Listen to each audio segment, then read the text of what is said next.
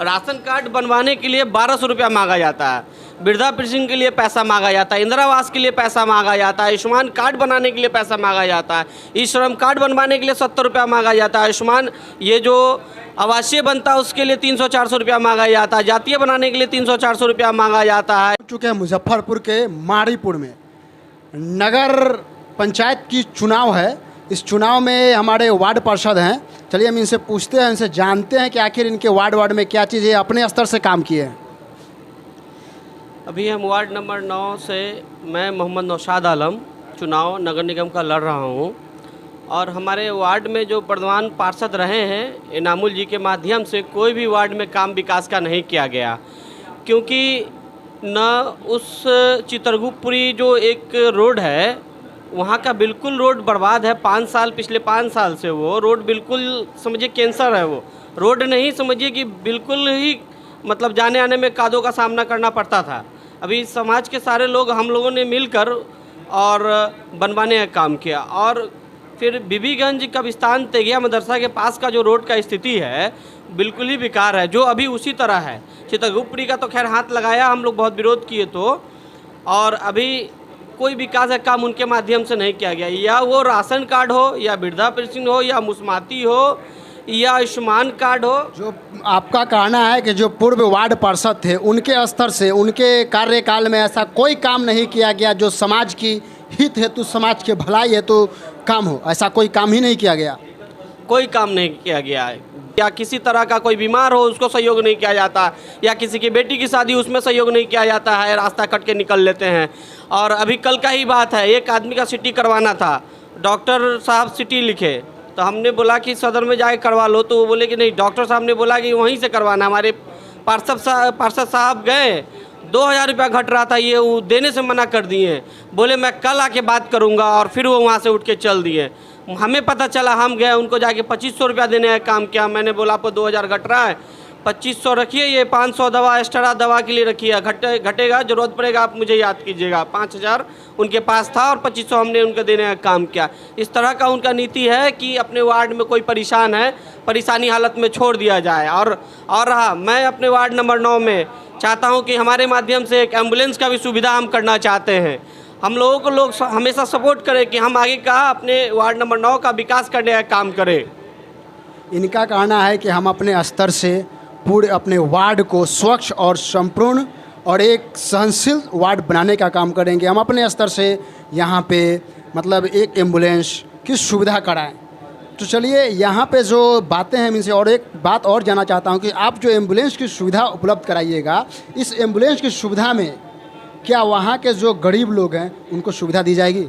बिल्कुल दी जाएगी। मेरा अपना ये सोच है कि मैं एक एम्बुलेंस का व्यवस्था करूं और जो भी गरीब तबके के लोग हैं उन सभी लोगों को उसका सुविधा मैं पहुंचाऊं। और देखते होइएगा कि ये आप कोरोना काल में जो छपरा में जो सांसद थे उनके रीजन में एम्बुलेंस को जर्जरा एम्बुलेंस को कहीं बना कर रखा गया था, और आप एक कह रहे समाज में एक नए संदेश दे रहे हैं कि हम अपने स्तर से एम्बुलेंस लाएं। ये बहुत ही बड़ी बात है, समाज में ऐसे बहुत कम ही व्यक्ति मिलते हैं देखने को। देखिए, वो जो एम्बुलेंस का मामला था वो बड़े लोगों का, बड़े भूमि माफिया लोगों का था, बालू माफिया लोगों का मामला था। हम एक छोटे से जो लोग हमें टैग दिए नेताजी कहें, हम उस हैसियत से चाहते हैं हमारा विश्वास सभी लोगों के बीच में बना रहे। इस कारण मैं अपने पूरे विश्वास में दिलाता हूं अपने वार्ड नंबर 9 की जनता को और अपने पूरे मारीपुर वासियों को और देशवासियों को। हमसे जहां तक होगा, जिस मोड़ पे होगा, सिर्फ मैं अपने वार्ड नंबर 9 के लिए और मैं सभी वार्ड के लिए मैं करूंगा। ये हमारा वादा है, यही मेरा विश्वास दिलाने का काम करेंगे। और एक चीज़ और आपको बता दें कि जब भी पानी का समस्या आता है, बारिश का मौसम आता है, वार्ड नंबर 9 सर्किट हाउस के पास घर घर में लगता है, या वो वार्ड नंबर 8 हो या वार्ड नंबर 7 हो, पानी का इतना स्थिति ख़राब रहता है कि आप पैदल चल नहीं सकते हैं। उसी बीच में सांप भी चलता है, बिच्छू भी चलता है। अब लोग बच्चे लोग तो कैसे चलेंगे, आप ही बताइए। इस तो क्या यहाँ आप जो बोल रहे हैं जब बारिशात होती है, या बरसात भी कम होती है फिर भी मुजफ्फरपुर में मतलब एक बरसात के समय या बरसात कहे ना कहें उस समय तो अगर कुछ थोड़ा भी बारिश होने का पूरा मुजफ्फरपुर भर जाता है, नली नाला कचरा। आखिर जो नाला है, नाला का हर एक जगह देखा जा रहा है बहुत ही बेकार स्थिति है, जर्जरा स्थिति है। आखिर क्यों ये मतलब मुजफ्फरपुर ही नहीं, मुजफ्फरपुर के बाहर भी और पूरे बिहार की मैं बात बोल रहा हूँ, ये हर जगह ऐसी समस्या है। आखिर क्यों समस्या है? मान लें आप एक छोटा नेता है, आप अपने स्तर से बोल रहे हैं मैं समाज के अच्छी सेवा कर रहा हूँ, अच्छी भागीदारी दे रहा हूँ, क्या बड़े नेता ऐसा क्यों नहीं कर रहे हैं? बड़े नेता लोगों का बड़ा बड़ा खेल है। हम वार्ड के हैं इसलिए हम अपने वार्ड का समस्या रखना चाहते हैं। हमारे वार्ड में जब पानी लगता है, अगर जैतपुर स्टेट का नाला को मिला दिया जाए पावर हाउस चौक पे शंकर वस्तालय के पास, अगर आज़ाद कॉलोनी का नाला को मिला दिया जाए, आज़ाद कॉलोनी से लेके पावर हाउस चौक सूट इंडिया के नाला में मिला दिया जाए तो पानी निकल जाएगा।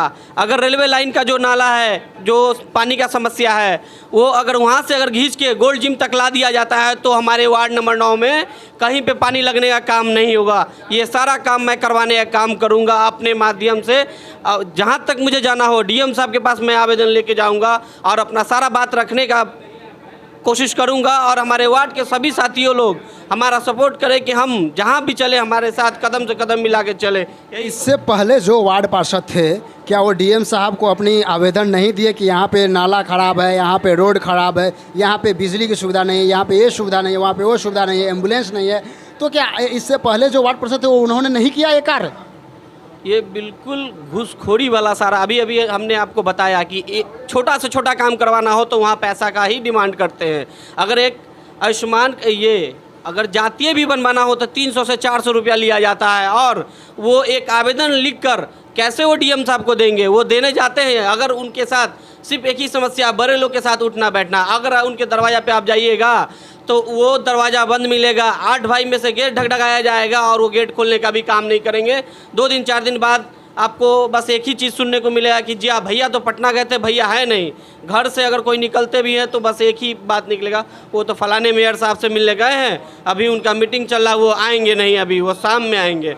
किसी छोटा से छोटा साइन करवाना हो या वो स्कूल में देना हो या कहीं भी देना हो, बच्चा या घर के गार्जियन परेशान हो जाते हैं और वो बिल्कुल ही तरीके से अपने वार्ड पे बिल्कुल ध्यान नहीं देते। और जब हम लोग अपना आवाज़ उठाते हैं तो हमारे जो भी मीडिया वाले लोग होते हैं उनको वो फ़ोन कर धमकाते हैं कि आप उस नौशाद आलम का न्यूज़ नहीं चलाइए, इस तरह का वो काम करते हैं।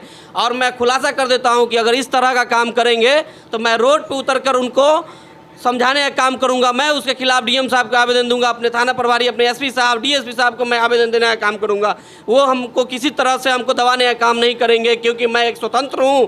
मैं कभी भी कहीं भी जा सकता हूं, मैं अपना बात रख सकता हूं। और जो चाल वो लोग चल रहे हैं वो ना चले तो ज़्यादा बेटर है। वार्ड पार्षद क्या, सभी चुनाव लड़ने का लोग सभी को अधिकार है। ये स्वतंत्र भारत है। लोग इस भारत में कभी भी कहीं भी किसी तरह का चुनाव होगा तो लड़ सकते हैं, उनको रोकने का किसी का कोई अधिकार नहीं है, उनको डराया नहीं जा सकता। जिस तरह से वो करते हैं हरकत, ये बंद कर दे, नहीं तो आगे उनको बहुत परेशानी का सामना करना होगा। जो अभी मेरे रास्ते में परेशानी बन रहे हैं, मैं फिर पुलिस के पास अपना बात रखूँगा, डीएम साहब के पास रखूँगा, मैं उनके खिलाफ आवेदन देने का काम करूँगा।